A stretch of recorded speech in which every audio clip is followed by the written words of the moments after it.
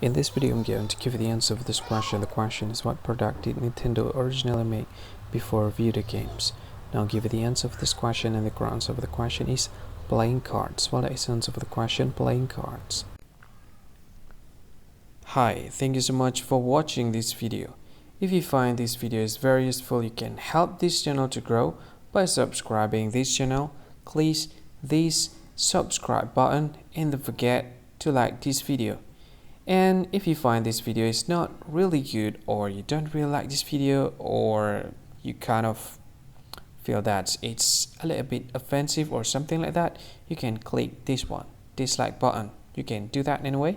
And if you want to share this video with your friend, you can share it by clicking this share button, and you can share it to any social media that you wish that is currently available at this time, like Facebook, Twitter, LinkedIn, and many others. Right?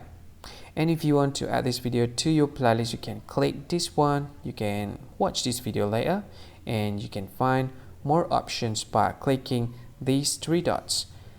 And yeah, don't forget to subscribe. I think that's all of it. Thank you so much for watching this video, and see you again in another video.